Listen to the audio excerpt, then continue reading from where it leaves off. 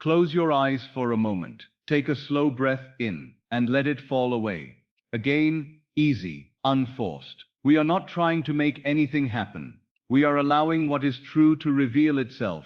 Lay down the weight of the day. Whatever letters you must answer, whatever accounts you must settle, let them rest outside this room. For these minutes, you are not a name, nor a history, nor a set of duties. You are awareness itself, quiet, simple, alive. Listen, there is a softness underneath every sound. Notice the stillness that holds the room, the space between one breath and the next. That stillness is your own being. I call it I am. It existed before any title, before any role, before any problem. It is here now. Let the body settle where it wishes to settle. Unclasp the jaw. Let the shoulders drop of their own accord. There is nothing to perform.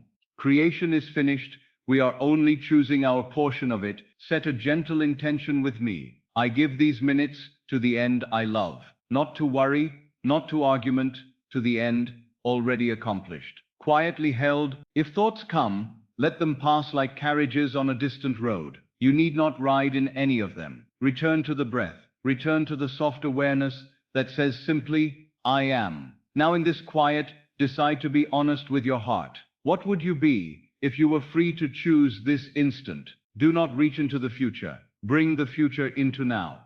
Feel, as lightly as a hand on silk, the tone of your fulfilled desire, its ease, its dignity, its relief.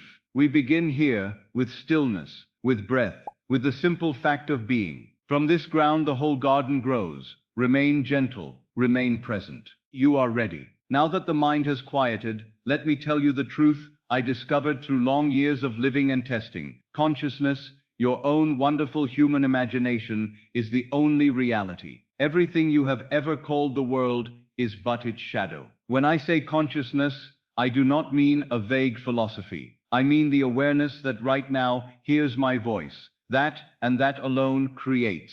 The carpenter of your fortune is not a distant power in the clouds. It is the I am within you. And every event, every circumstance, every person who crosses your path is drawn by the state of consciousness you occupy. You see, the world you behold is not coming at you. It is coming out of you. It reflects faithfully what you assume to be true of yourself and of life. Change your assumption, and the mirror must change.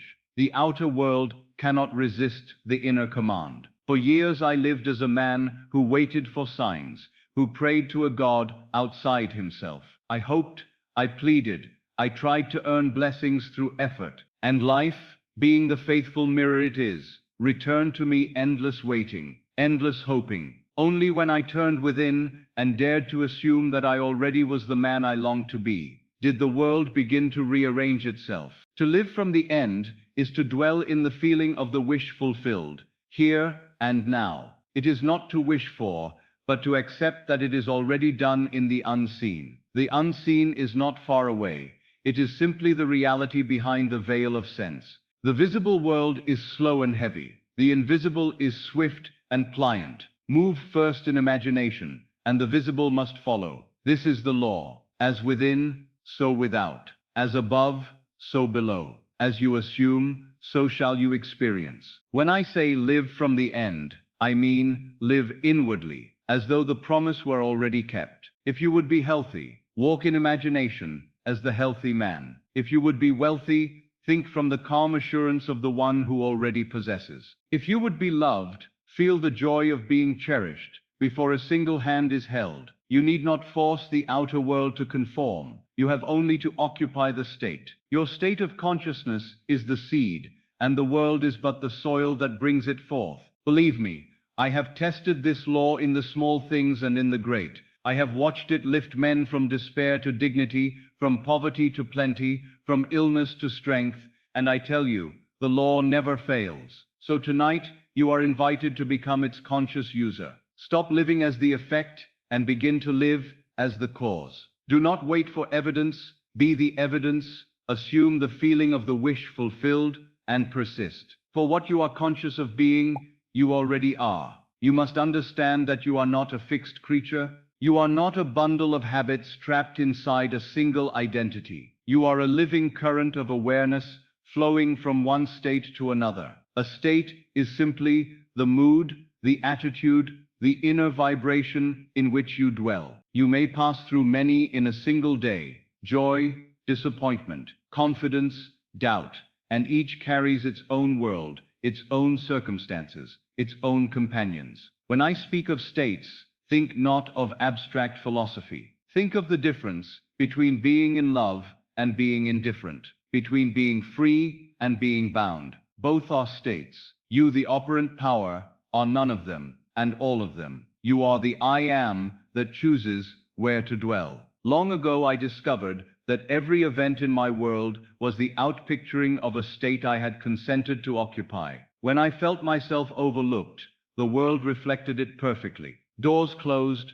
letters unanswered. When I assumed the state of one who is seen and chosen, invitations appeared where there had been silence. Nothing outside changed of its own accord. I changed states, and the world faithfully rearranged to match. To move from one state to another is not a labor of muscle, but of imagination. You do it the moment you dare to feel differently about yourself. If you have lived long in the state of lack, it feels like home. But you are free to leave it this instant. No permission needed, no ceremony required. You leave by withdrawing attention from what you no longer wish to sustain, and placing it upon the feeling of the state you prefer. Do not condemn the old state. It served its purpose. It revealed to you what you had assumed. Bless it, and let it go. Turn now toward the new one. Feel its atmosphere, its naturalness, its quiet confidence. Ask yourself, what would the one who already lives in my desired state think? How would he walk? How would he speak? And then begin to think, to walk, to speak in harmony with that vision. It may feel at first as though you are pretending, but imagination is not pretense. It is creation. You are not acting a part for the world's approval. You are clothing the invisible in flesh. The garment of your assumption will soon fit so naturally that you will forget it is new. That is the sign you have truly moved. I tell you, every state already exists. They are eternal, like rooms in a great house. You do not build them, you simply enter them by the door of feeling. The poor man and the rich man, the loved and the unloved, the free and the bound, they are all rooms within the mansion of being. You are the resident who decides where to sleep tonight. And when you tire of one state, you need not despair. Simply rise and walk into another. You can move from sickness to health, from loneliness to companionship, from doubt to faith, by assuming the feeling of the new state and persisting there until it feels natural, for that which you dwell upon within must, in time, become your dwelling without. So remember this simple truth. You are not the state, you are the chooser of states. You are not the shadow, you are the light that casts it. Say within yourself now, quietly, I am. That is your true name, your eternal identity. Whatever follows those words, rich, loved, whole, becomes the mold of your world. Choose wisely and persist lovingly, and the world will mirror your new decision. Now let us go deeper into the very heart of the law, feeling. Feeling is the secret. It always has been. The difference between success and failure in this art lies in a single distinction: the difference between thinking of your desire and thinking from your desire. When you think of what you want, you place it outside yourself. You imagine it as something distant, something you must reach or earn or chase. And in doing so, you confess, even if silently, that you do not yet have it. You may repeat 1,000 affirmations, visualize for hours, or speak hopeful words. But if, beneath all that, you still feel the absence of your desire, then absence is what you continue to reproduce. But when you think from your desire, everything changes. To think from it is to occupy it, to step into the scene as though it were already complete.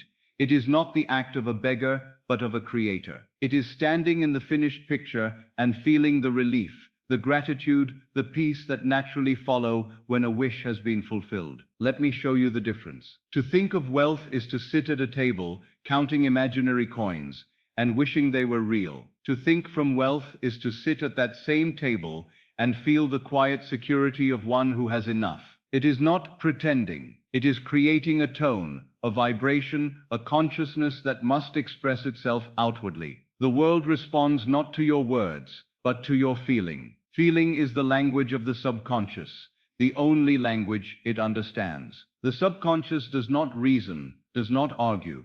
It accepts the feeling you offer as fact and works ceaselessly to bring it forth in your outer world. I have told many to imagine lovingly for others, to see them as happy, healed, and successful. And when they did so, truly feeling the joy of the wish fulfilled for their friend, the change came swiftly, often overnight. Why? Because feeling is the creative act. Thought without feeling is a shell. Feeling fills it with life. You must therefore learn to feel the truth of what you desire. Do not force emotion. Let it rise naturally, as though you were recalling something already achieved. Ask yourself quietly, if this were already mine, how would I feel right now? Not tomorrow, not someday, now. Perhaps you would feel relief, the sweet exhale of effort ended. Perhaps a calm satisfaction, or a tender gratitude. Hold that feeling. Let it soak through you until it feels more real than the facts around you. When the feeling becomes natural, it is your reality, and soon the outer world must echo it. I have seen this work for those who were ill, those who were lonely, those who were desperate. When they ceased thinking of recovery, of companionship, of freedom, and began thinking from it, feeling its truth as present, their world shifted. You see, creation is finished. All states already exist. When you feel the wish fulfilled, you are simply aligning your consciousness with that finished state, and the world, being the shadow of your feeling, must conform. So tonight, when you retire to rest, do not think of your desire as something apart. Step into it. Walk, as though the thing hoped for were already here. Let the feeling of fulfillment be your pillow, and you will discover, as I did, that feeling is not only the secret, it is the bridge between the unseen and the seen. There is a doorway that every man and woman passes through each night, a sacred threshold between the waking and the sleeping. It is here, in this gentle borderland, that the subconscious is most open to impression. I have called it the state akin to sleep, or simply S.A.T.S. In this state, your mind is neither fully awake nor fully asleep. The body is heavy and at rest, the breathing slow, the muscles loose, yet your awareness remains alive, calm, quiet, receptive. It is the twilight of consciousness, and it is the most fertile ground for creation. When I discovered this state, it changed everything. For years I prayed as the world prays, out loud, from a distance, asking a distant God to hear me. But when I began to pray within myself, in this half-sleeping state, I found the true altar of creation. It is not a church built by hands, it is the silence behind the eyelids. Now let me show you how to enter it. Lie down in the posture of rest, flat upon your back, or in whatever position feels natural to you. Close your eyes. Let the day go. Do not fight with thoughts, simply allow them to drift away like smoke in the evening air. Soon you will notice that your body grows pleasantly heavy and a drowsy sweetness begins to cover you. In that moment, before you slip into sleep, you are standing at the gateway of the subconscious. This is the time to plant your seed. Do not make long affirmations or complicated scenes. Choose one short, simple imaginal act that would be true if your desire were already fulfilled. Perhaps it is the handshake of congratulations. Perhaps it is the feel of a ring on your finger. Perhaps it is a friend's voice saying, "I'm so happy for you, just one moment, no more." Now step into it, not as an observer, but as a participant. Feel it through your own senses. If you imagine the handshake, feel the warmth of that hand,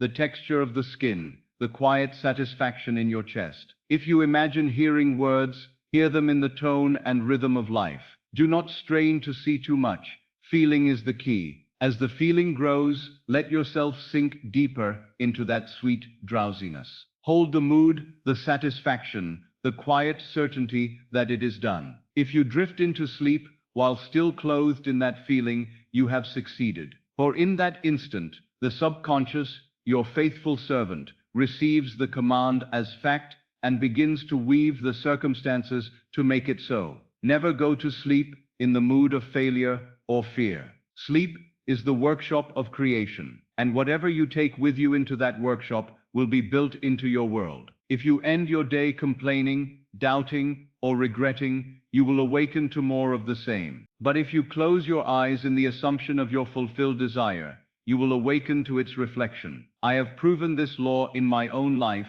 and in the lives of thousands who have heard me speak. They did not merely wish, they felt it real, night after night, until the outer world bowed to the inner dream. So tonight, when you retire, remember, the moment between wakefulness and sleep is holy ground. There, all effort ends. There, imagination reigns supreme. Let the last thing you feel before sleep be the gentle satisfaction of it is done, and the unseen will take care of all that follows. Now let us speak of something that quietly rules your world, your inner speech. All through the day, you are talking to yourself, perhaps not aloud, but within, the constant whisper, the inner conversation that comments on every scene of your life. That inner dialogue is the true prayer of man. It is far more powerful than any words you speak aloud, because it never stops. I learned long ago that outer circumstances are simply the shadows cast by inner conversations.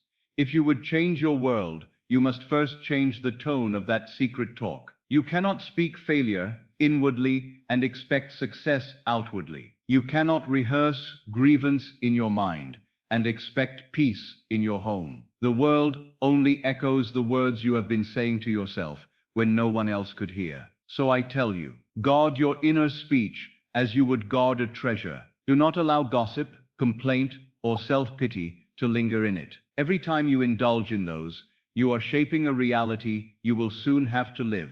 Instead, turn your private talk into thanksgiving, into quiet confidence, into the language of fulfillment. When you find yourself imagining a quarrel, stop and rewrite the conversation. Let the other speak words of kindness, and you, words of peace. When you hear yourself thinking, nothing ever works for me, stop and answer it. Everything unfolds perfectly for me. Do not fight the old thought. Simply replace it. You are the master of your mind. You may not control the first whisper that appears, but you control the second, and that is the one that takes root. Understand this well. Prayer is inner speech. When Scripture says, "Pray believing that ye have received," it is telling you to speak inwardly from the end, from the state of the wish fulfilled.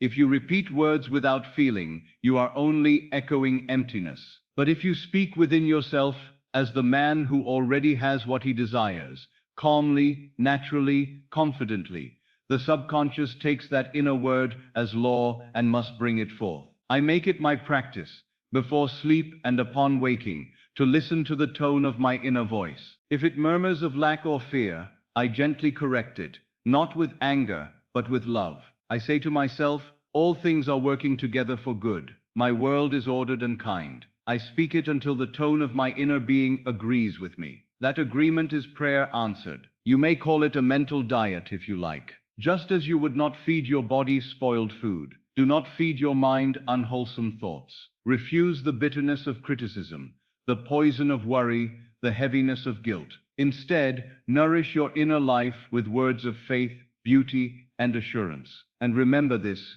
you cannot serve two masters. You cannot declare within yourself, I am prosperous, and then spend the rest of the day rehearsing poverty. You cannot say, I am loved, and then silently argue for your loneliness. Your outer life will always reveal which master you serve, the one you speak of, or the one you speak from. So speak as though the wish were fulfilled. Let your secret conversations be of gratitude, not longing. Let them be of peace, not struggle. If you do this faithfully, you will see your world rearrange itself without effort. For prayer is not a plea to be heard.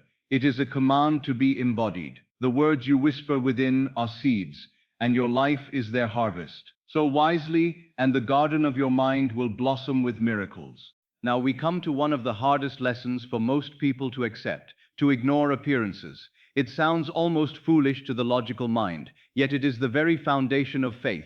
The outer world, the so-called world of facts, is nothing more than a mirror, faithfully reflecting your inner state of consciousness. If you try to change the reflection without changing the face that causes it, you enter into endless frustration. The mirror does not smile first. You must smile, and then the image smiles back. When I first learned this, I struggled with it, as most do. My senses told me one story: lack, delay, impossibility, while my imagination whispered another: fulfillment, freedom, abundance, and I had to choose which voice I would believe. The senses are persuasive, they shout, "Look at the evidence." But faith speaks in a quieter tone. What you feel within, that alone is real. Understand this: appearances are the shadows of yesterday's assumptions. What you see around you today is not the verdict of life, it is only the echo of your previous state of being. If you persist in that old state, you will see the same shadows again tomorrow. But if you dare, in the face of contrary facts, to assume the feeling of the wish fulfilled, the shadows must change. It cannot be otherwise, for the mirror has no life of its own. Many people fail because they look too quickly for signs. They plant the seed of a new assumption and then dig in the soil the next morning to see if it has sprouted. When nothing appears, they lose faith and return to the old state. But the wise gardener knows that the seed must remain buried, unseen, before it can rise. So it is with your desire. When you assume it to be real, the creative act is complete. Your only task is to protect that assumption from doubt, to refuse to be hypnotized by the world of sense. When I found myself tempted by appearances, I would remind myself quietly, this too is a shadow. It is not the cause, but the effect. And I would turn again within, to the feeling of my fulfilled desire, until that feeling grew stronger than any fact before my eyes. Faith is the substance of things hoped for, the evidence of things not seen. To the outer man, this sounds like madness, but to the awakened imagination, it is the only sanity there is. So the next time your senses present you with lack, with sickness, with delay, do not wrestle with them. Simply withdraw attention from the appearance and rest in the invisible truth of your assumption. Say to yourself, gently but firmly, it is already done. My world is catching up, and then live in peace. For the world, being a faithful mirror, must in time show the reflection of your inner faith. There is a marvelous secret that few have ever tested: the art of revision. To revise is to redeem the past, to free yourself from the tyranny of what once was, and to reshape it in harmony with what should have been. I discovered this truth one quiet evening when I realized that the past is not fixed, it is memory, and memory lives within consciousness. And consciousness, being creative, can remake even what seems long gone. You see, nothing exists outside of your own mind. All that you have ever experienced lives only as an imaginal record within you. If you change that record, if you rewrite the scene, you change its meaning, its vibration, and therefore its consequences. The past, as men understand it, is not dead, it is alive in imagination. And if you will alter it in your mind, the outer world will, by law, reshape itself to reflect that inner change. Let me tell you how to do it. Each night before you sleep, allow the events of the day to rise before you. If any scene displeases you, if someone spoke unkindly, or you reacted in anger, or some circumstance caused pain, do not let it harden into memory. Close your eyes and replay the scene, but this time see it as it should have been. Hear the words of kindness that were not spoken. Feel the peace that should have filled that moment. Make it so real in imagination that you feel the relief, the gratitude, the calm of the corrected event. You are not pretending, you are performing the divine act of creation, changing the cause rather than fighting the effect. When you revise the past in feeling, the subconscious accepts that new version as fact. And since the subconscious is the womb of all experience, it must bring forth conditions consistent with that revised memory. I have watched quarrels dissolve overnight because one person dared to revise the argument in imagination and replace it with reconciliation.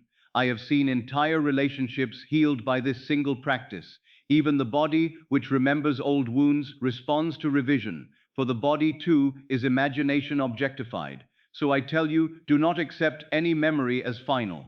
The past is not your jailer, it is your servant. Each time an unpleasant scene returns to mind, it is giving you another opportunity to recreate it. Say within yourself, this is not how it truly happened. I know a better truth. And then imagine it better. Do this faithfully, and you will discover that not only your present, but your future changes as well. For when you redeem the past, you redeem the pattern of life itself. You free yourself from repeating the same errors and begin to live in a world made new.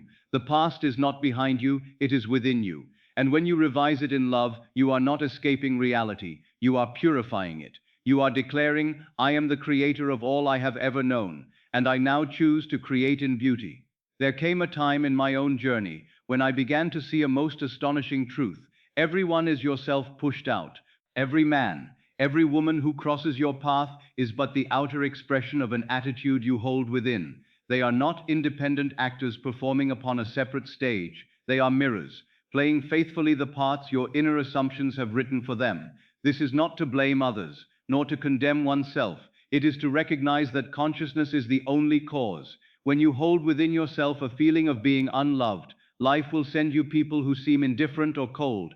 When you cherish within you the state of being respected and appreciated, those same people will reflect your new belief and treat you accordingly. No one changes but self, yet when the self changes, the world cannot help but follow. I learned this first through small things. When I held in mind that a certain friend was unreliable, he would always prove me right. When I changed my conception of him, when I saw him as steady, capable, and kind, he began to show those very qualities.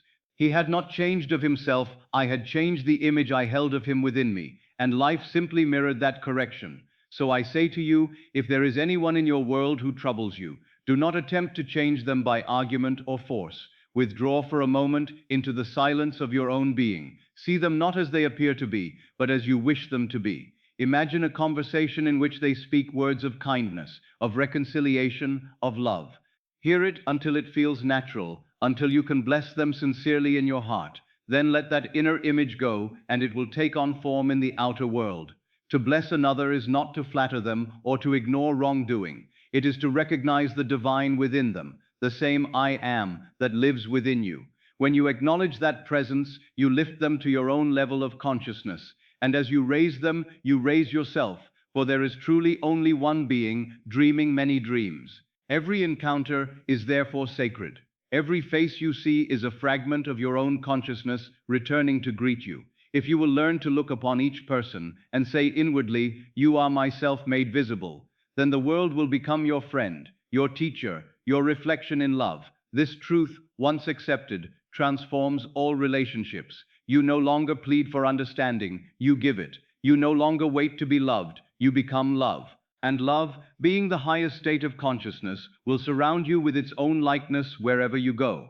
Once you have assumed the feeling of the wish fulfilled, you must learn to rest, to let the end build its own bridge. This is where so many lose faith, for they cannot resist asking, but how will it happen? Through whom? When? And in asking those questions, they reveal that they still doubt the law. You see, once the end is accepted, the means are prepared automatically by the deeper wisdom of your own being. The end contains within itself every step necessary for its realization, just as the seed contains the pattern of the flower and the law of its unfolding. The gardener does not dig up the seed to trace the shape of its roots. He knows that once planted, it must push through the darkness and rise toward the sun. It is the same with you.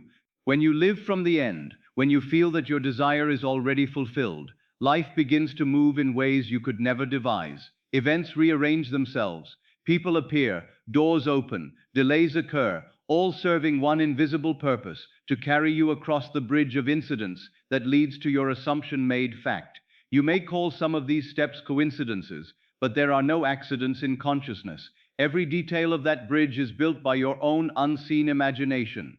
I recall a time when I longed to travel, yet I had no means to do so. Still, I persisted in assuming that I was already abroad, that I was writing letters from a distant city. I felt the delight of it until it seemed entirely natural. Then, without any conscious effort on my part, circumstances unfolded, a conversation, an unexpected invitation, a sudden opportunity, and within a month I found myself exactly where I had imagined. That was my bridge of incidents.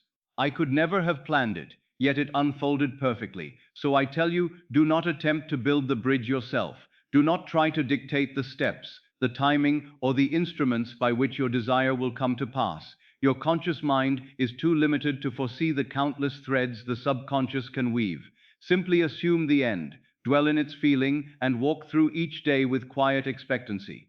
When something happens, pleasant or unpleasant, Say to yourself, this too is part of my bridge. Do not judge it, simply cross it. If you remain faithful to the end in imagination, the bridge will carry you effortlessly to its fulfillment. You will look back in wonder, seeing how each event, every delay, every turn was perfectly placed. And then you will understand, creation is finished. The end, once assumed, already exists. Your only task is to walk the bridge that your own imagination has built for you, step by step, in faith and peace. Through the years of teaching this law, I have watched many sincere souls stumble upon the same few stones. They mean well, but their old habits of thought pull them back into doubt. So let me show you the three most common errors and the simple corrections that free you from them. The first trap is visualizing without feeling. They construct lovely pictures in the mind, clear, detailed, perfect, but empty, without emotion. The scene is like a painted figure without breath. They watch themselves succeed, yet they still feel the ache of failure, and it is that feeling, not the image, that the subconscious obeys. I have told you before, feeling is the secret. The correction is simple. Forget the picture if you must, but never forget the mood. Close your eyes and sink into the emotion of accomplishment, the relief of it's done. When the feeling becomes real, the image will take care of itself. The second trap is testing the outer world for proof. Many assume for a night, or perhaps a week, and then look anxiously about for signs. When nothing appears, they say, it doesn't work, and return to their old state. But that very search for evidence is a confession of disbelief. It is like planting a seed and digging it up each morning to see if it grows. The law works silently, beneath the surface of the senses. The correction then is faith. When you have felt the wish fulfilled, you need no other proof. Your peace is your evidence. Let the outer world catch up in its own time. The third trap is the obsession with how, when, and who. This is the cleverest snare of all, for the mind loves to interfere with creation. It demands plans, schedules, explanations. But the creative power that shapes worlds does not need your assistance, it needs your trust. When you decide upon how a thing must come, you limit the infinite to the narrow corridors of your reason. You shut out the very wonders that could have blessed you. So the correction is surrender. Decide only the end, never the means. Feel it real, and let life in its wisdom weave the perfect path.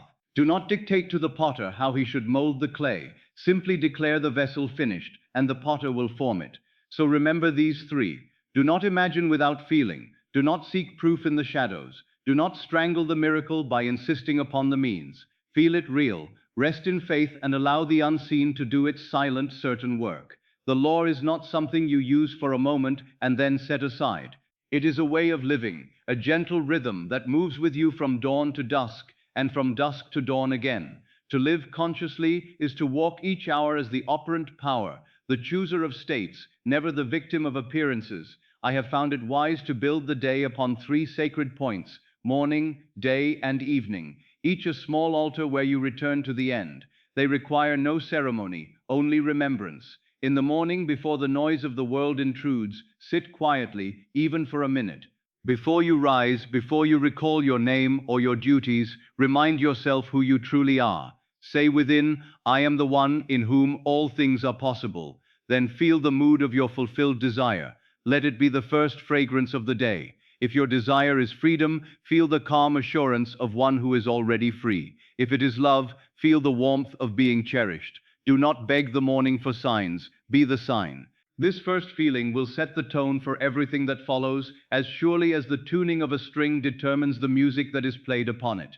During the day, carry your state lightly, as you would a pleasant secret. The world will tempt you to forget, letters to answer, duties to perform, the chatter of others. But you may return to your chosen state in an instant. A single breath, a gentle inward glance, a whispered word, it is done. That is all that is needed. When you find yourself slipping into worry or irritation, pause. Ask, how would I feel now if everything were already exactly as I wish? Then feel that answer, not with effort, but with ease. This simple practice of returning to the end will lift you above the noise of circumstance. I have often carried a small token in my pocket, a coin, a ring, a folded note, something to remind me to return.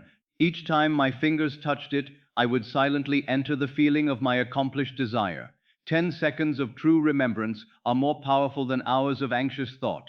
These small returns, repeated through the day, keep you in harmony with your chosen state. In the evening, as the body grows weary and the day begins to fade, turn again within. Review the day not as it was, but as it should have been. If any moment displeases you, revise it before it hardens into memory. Hear the words you wish had been spoken. Feel the satisfaction of the scene made right. Then as you drift toward sleep, enter the state akin to sleep, clothed in the feeling of the wish fulfilled. Do not take your problems to bed, take your completed dream.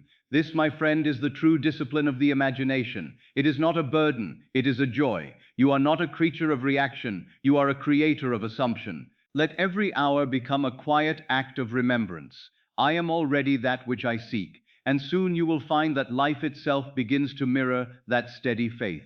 To live this way is to walk in continuous prayer, not asking, but knowing. Each morning a renewal, each day a practice, each night a return to the source. And the more faithfully you return to the end, the more swiftly the end will appear before you, natural and effortless, as the out-breath follows the in. Let us, for a few minutes, practice together what I have been telling you. Find a quiet place where you can sit or lie down comfortably. Let the body rest. Let the breath settle into its own rhythm. There is nothing to force, nothing to control. You are not trying to reach for anything. You are allowing yourself to return to what already is. Now, gently close your eyes. Feel the stillness around you. You are not the body that sits in this chair, nor the name you answer to. You are awareness itself, the divine imagination, the I am that is the root of all creation. Let that truth sink into you as easily as the tide returns to the shore. Now call to mind one desire, only one. It may be love, abundance, health, freedom, whatever your heart longs to know as real. See if you can capture the feeling of its fulfillment, not as something you hope will come, but as something already accomplished. Do not ask how it happened. Let that question dissolve. Instead, ask yourself quietly, how would I feel right now if my desire were a fact of my life? Listen, and the answer will come, not in words, but in a shift of feeling. Perhaps a warmth in the chest, a quiet smile behind the lips, a lightness in the breath. That feeling is the key. Now step into it. Imagine yourself in a simple scene that would be true only if your wish were fulfilled. If your desire is love, perhaps you feel the weight of an arm around your shoulders, or the sound of laughter shared in quiet comfort. If it is wealth, perhaps you see your hands resting on the table as you write a generous gift, or feel the ease of knowing every bill is paid. If it is health, feel the power in your limbs, the quiet joy of a body at peace. Let the scene be short, natural, and vivid, not something distant, but something happening now. Hear what you would hear. Let a friend's voice say, I'm so happy for you, and hear your own reply, yes, it's all worked out perfectly. Feel the truth of those words. Do not strain to believe them, simply rest in their ease. This is not acting, this is remembering. For all creation is finished, and you are simply returning to the state where your desire already lives. Now let go of the image, but keep the feeling. Let it fill the space behind your heart. Let it breathe through you until you cannot tell where you end, and the feeling begins. Whisper inwardly, it is done. I am that. Say it softly, with conviction, until the words dissolve into silence. If stray thoughts come, doubt, worry, impatience, let them pass like clouds before the sun. You need not chase them away. Simply return to the quiet certainty that your wish is already a fact in the unseen. Rest in that awareness, as a child rests in the arms of the one who loves him. Remain here for a few breaths more, feeling the calm satisfaction of completion. Not excitement, not longing, just quiet fulfillment. The work is done, you have claimed your state, and your world will now reflect it in its own perfect way and time. When you open your eyes, do not break the feeling. Carry it gently into the waking world as you would carry a flame in your hands. Let it guide your tone, your actions, your thoughts. And each night before you sleep, return to this same inner place, the end already achieved. Do this faithfully, and you will discover that imagination, once felt as real, becomes reality itself. For creation is finished, and you, my friend, are the dreamer awakening to your own power. There comes a moment after long practice of the law when something far greater begins to stir within you, what I call the promise. The law teaches you how to create. The promise reveals who the creator truly is. You will discover that the outer world, these events, these faces, these forms, is but the faint shadow of a deeper living reality, your own being made visible. The day will come when the veil lifts, and you will see that everything you have ever imagined was yourself objectified. You will realize that there is only one being, expressing itself through countless forms, dreaming an infinite dream. The people you meet, the places you travel, the miracles you witness, all are reflections of the eternal I am within you. When this awakening begins, you will feel a sacred stillness take root inside. You will no longer struggle to make things happen, for you will know that being is creation itself. The outer world will lose its hold on you, not because it ceases to exist, but because you now see it for what it is, a symbol, a shadow cast by consciousness. And when the promise is fulfilled in you, you will understand that the whole drama of life, every joy, every sorrow, was but the play of God discovering himself. Then you will no longer seek the law as a tool, but as a song, a melody of the eternal self, expressing its own glory through you. Everything you see is yourself pushed out. Yes, but beyond even that, all that you see is God dreaming himself awake. And you, my friend, are that God, discovering his own infinite being through the adventure of imagination. As we come to the end of this journey, take these words with you, not as a lesson to be remembered, but as a truth to be lived. There is only one cause, your imagination. There is only one power, your consciousness. And there is only one command, feel it real. Do not look to the world to confirm your faith. Let your faith reshape the world. Walk each day knowing that what you assume in feeling becomes fact, that every moment is an invitation to remember who you truly are. Say quietly to yourself, I am the operant power. I am the dreamer and the dream. Hold that awareness as you move through life, calmly, confidently, lovingly. And when doubt whispers, return to the simple creed, I am. I imagine, I create. This is your law, your promise, your birthright. Live from the end, and the end will live through you.